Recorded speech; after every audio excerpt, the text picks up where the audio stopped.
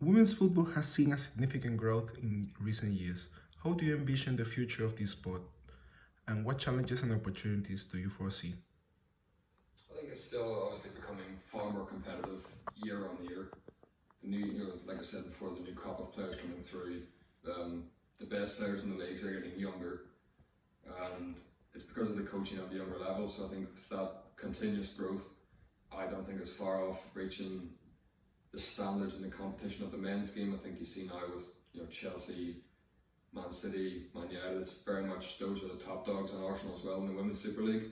But I think eventually we'll start seeing the other teams really push through as competitors. I think you look in the men's game with Brighton and those kind of teams are really starting to push for the European spots. I wouldn't be surprised if a few of the teams in the WSL started picking up these younger players who are heavily talented and start really building a squad, and within the next 5 years it could be a very much a Premier League-esque Women's Super League where all of the teams can beat one another and the gap isn't going to be as massive.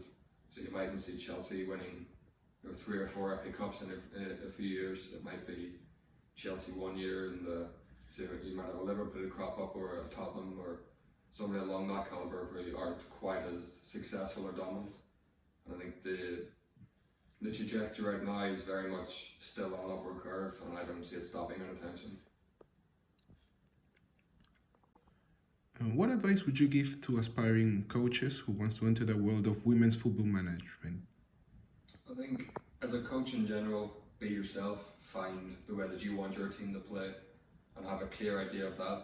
I think for me personally, it was always try and enjoy the football that you're playing and obviously be one of the fitter teams in the league so that you can kind of dominate the ball and have a bit more control. And in the women's game, they love listening and they're always open to learning, which is a fantastic opportunity. I think if you have a clear idea of what you want and you can display that across to them, it makes your job 10 times easier. Being yourself is the best thing you can be. Nobody's going to be Pep Guardiola 2 or Jose Mourinho 2, Ancelotti 2. It's always be yourself.